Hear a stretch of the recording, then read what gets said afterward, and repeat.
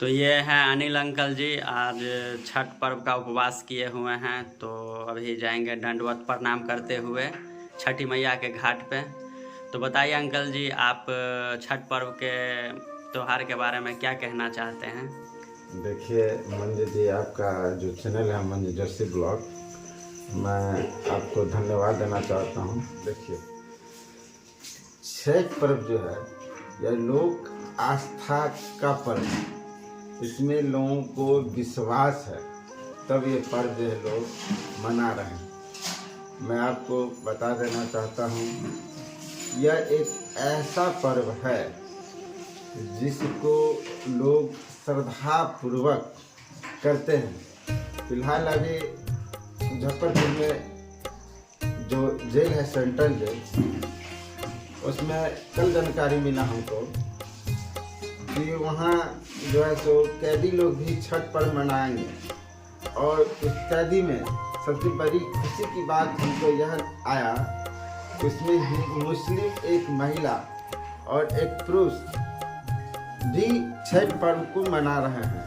और एक सिख जो हैं, पंजाब में प्राय पाए जाते हैं वो सिख लोग, अब तो सभी जगह पाए जाते हैं, वह सिख भी इस बार अपनी इच्छा अनुसार श्रद्धा से छठ पर्व को मनाने का काम कर रहे हैं। और उनसे पूछा भी गया तो उनके द्वारा बताया कि मैं अपनी इच्छा से छठ पर्व कर रहा हूँ। इसीलिए मैं हिंदुस्तान के, बिहार के सभी भाइयों से कहना माताओं और बहनों से कहना चाह रहा हूँ कि छठ पर्व लोक आस्था का पर्व है। जितना भी हो सके पूरी विश्वास और आस्था के साथ इसको मनाने का काम करेंगे, ताकि हमारी परंपरा जो है यह हमेशा के लिए बरकरार रहे। और छठ पर्व मनाने के पीछे बहुत सारा कारण है, लेकिन मैं एक छोटा सा कारण आपको उदाहरण के तौर पर दे रहा हूँ।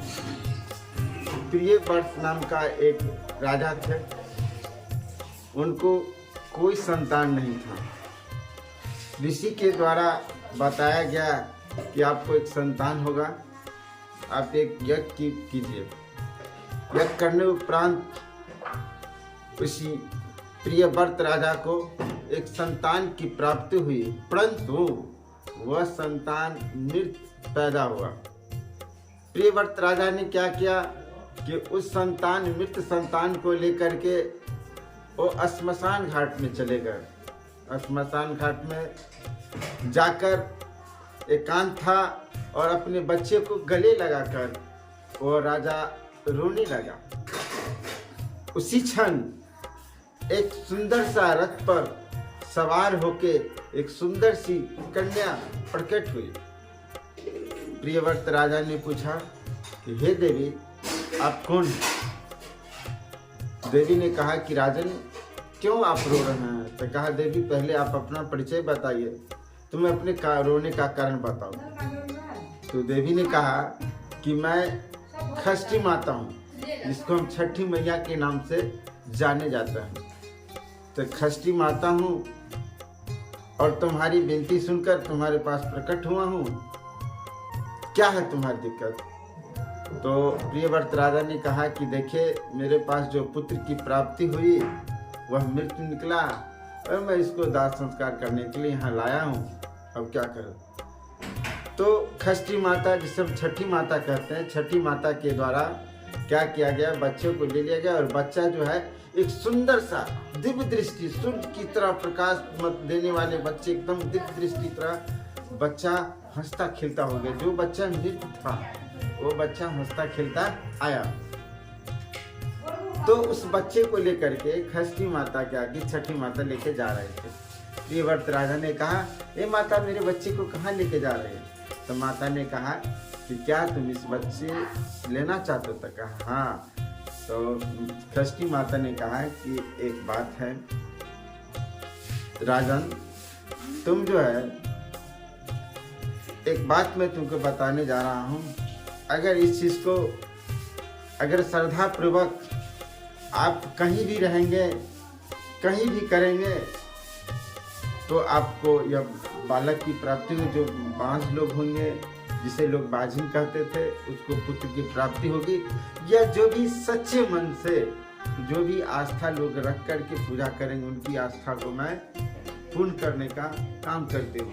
षष्ठी माता कहा ठीक है, वो बच्चा षष्ठी माता क्या की, उस बच्चे को प्रियव्रत राजा जो थे उनको दे दिए। राजा जब अपने घर गए, घर जाने के उपरांत अपने परिवार में मोहल्ले में बोलना शुरू किया।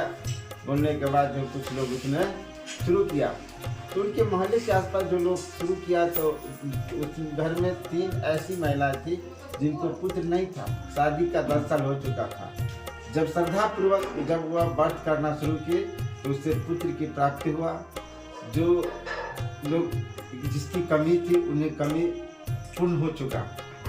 और धीरे धीरे यह छठी माता पूरे छठ का पर्व अब हमारे बिहार के अलावे पूरे हिंदुस्तान में मनाया जाता है और बड़ी धूमधाम से मनाया जाएगा।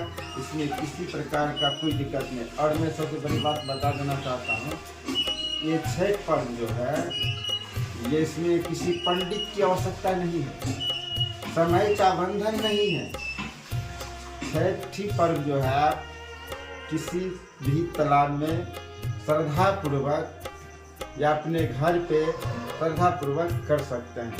इसमें किसी पंडित की जरूरत नहीं। जैसे कि आप देखते हैं दिवाली होता है तो क्या पंडित मनाया जाता है, पहले तो बिहार में मनाया जाता था, बिहार से धीरे धीरे सभी राज्यों में मनाया जाता है, यहाँ तक कि अमेरिका में भी मनाया जाता है।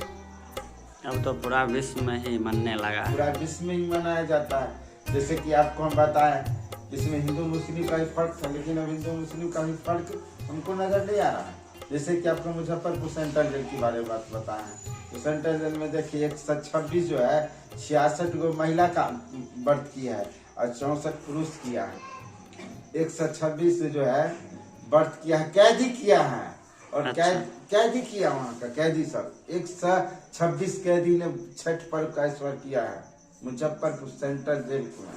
चलिए अंकल जी, बहुत बहुत धन्यवाद। आपने ये स्टोरी सुना के छठी मैया के त्यौहार से अवगत कराए हैं कि ये क्यों मनाया जाता है।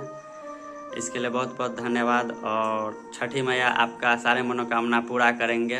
देखिए, मेरे साथ साथ सभी का मनोकामना पूर्ण होगा, उसके साथ मेरा भी मनोकामना पूर्ण होगा। चलिए बहुत। और मैं आशा करता हूँ कि आप जिस चैनल के माध्यम से इसको चलाएंगे, जितने भी हमारे भाई बंधु बहन जितने भी देखेंगे इनको सब्सक्राइब करेंगे, ताकि लोगों की इसके बारे में विस्तृत रूप से जानकारी हो और यह छठ पर्व जो है विस्तृत रूप से लोग करें। जब तक जानकारी नहीं होगा तब तक करेंगे कैसे? कहावत है कि सुरक्षा ही बचाओ और जानकारी ही बचाओ। आपको जानकारी रहेगा तो करिएगा, नहीं जानकारी रहेगा, इसलिए इसको सब्सक्राइब करना भी अत्यंत ही जरूरी है। तो प्रेम से बोलिए छठी मैया की।